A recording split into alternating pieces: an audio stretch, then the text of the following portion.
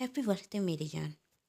राहुल फूलों का गुलदस्ता देते हुए अपनी गर्लफ्रेंड रीता से कहता। वाओ रीता गुलदस्ता देते हुए कहती, थैंक यू सो मच, यह तो बहुत खूबसूरत है, पर तुमसे ज़्यादा नहीं। राहुल ने कहा, अब क्या बातों से ही पेट भरोगे या किसी अच्छे से रेस्टोरेंट में पार्टी करने भी चलें?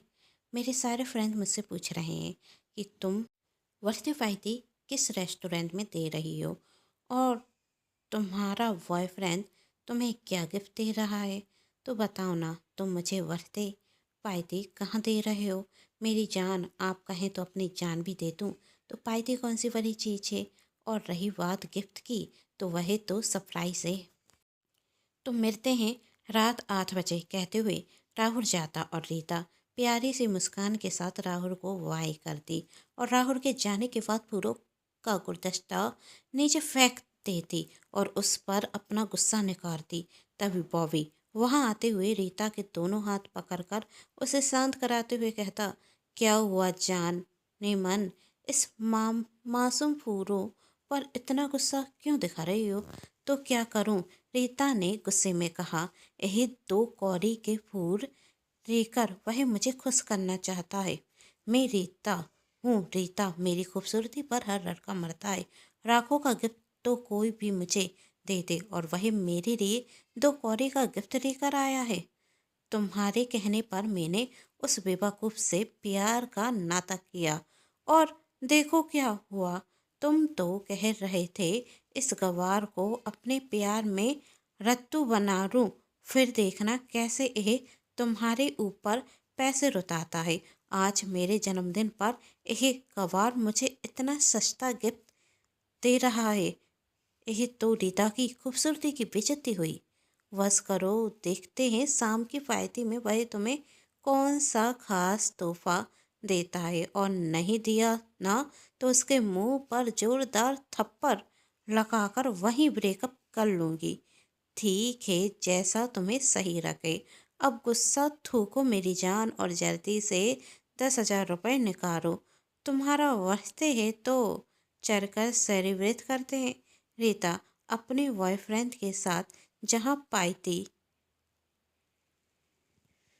पार्टी कर रही थी, वहीं राहुल उसके बर्थडे की पार्टी की तैयारी कर रहा था। वह रीता के लिए स्पेशल गिफ्ट देता। इस बीच राहुल का फ़ोन कम से कम 5 से 10 बार बज चुका था। फ़ोन उसकी माँ का आ रहा था। वह मुंबई राहुल से मिलने आई थी और स्टेशन पर थी। वह राहुल से एड्रेस पूछने के लिए फ़ोन करती, पर राहुल हर बार उनका फ़ोन इग्नोर कर देता और यहाँ राहुल की माँ ममता जी की चिंता बढ़ती जा रही थी। वही सोच रही थी, आखिर राहुल मेरा फ़ोन क्यों नहीं उठा रहा? सब कुछ ठीक तो है, कहीं मेरे बेटे की तबीयत और तो नहीं बिगड़ गई? दरअसल पिछले कुछ समय से ममता जी राहुल से मिली नहीं थी और जब भी वही राहुल को फ़ोन करती तो बहुत मुश्किल से वही फ़ोन उठाता, और जब ममता जी कहती, बेटा बहुत दिन हो गए तुझसे मिले हुए, तू गांव क्यों नहीं आता, तो राहुल कोई ना कोई बहाना बनाकर मना कर देता। और जब 2 दिन पहले ममता जी की राहुल से बात हुई थी तो राहुल ने कहा, माँ मुझे बहुत तेज बुखार है, उठकर खड़ा होते भी नहीं बन रहा है, मैं घर नहीं आ सकता।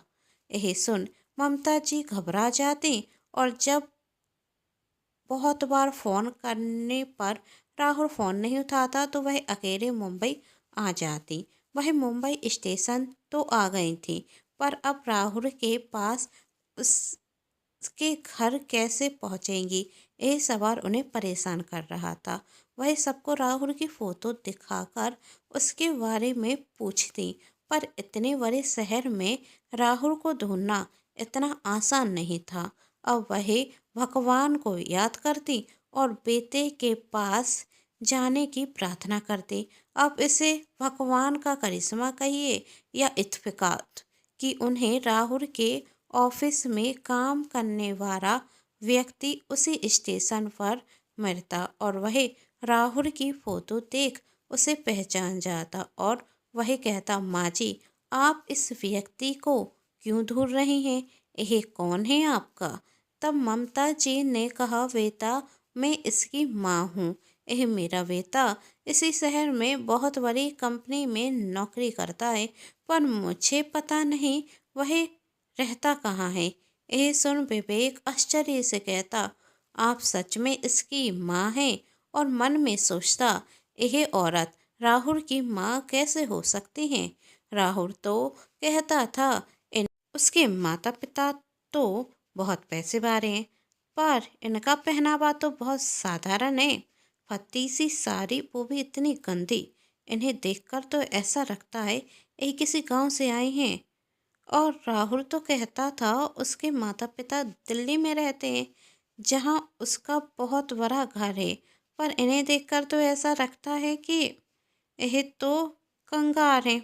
चलो इन्हें रीता की वर्दी पायथी में लेकर चलता हूँ, जहाँ राहुल का सच सबके सामने आ जाएगा और उसकी दी हुई पायथी में उसका मजाक बनेगा। जब सबको पता चलेगा राहुल कितना बड़ा झूठा है, तब ममता जी कहती, बेटा सच में मैं राहुल की माँ हूँ। आखिर कोई माँ झूठ क्यों बोलेगी? अरे माँ जी, मैं तो ऐसे ही पूछ रहा था। आप मेरे साथ चलिए, मैं आपको राहुल के पास लेकर चलता हूँ।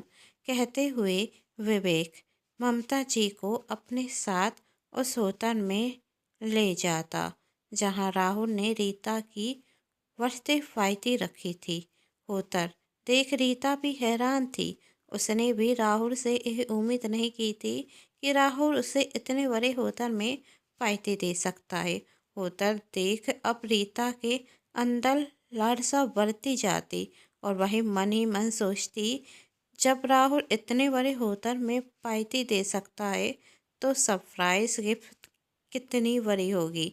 तभी वहाँ बहुत बड़ा केक आता। रीता केक कट करती और राहुल से कहती, कहाँ है मेरा सरप्राइज गिफ्ट?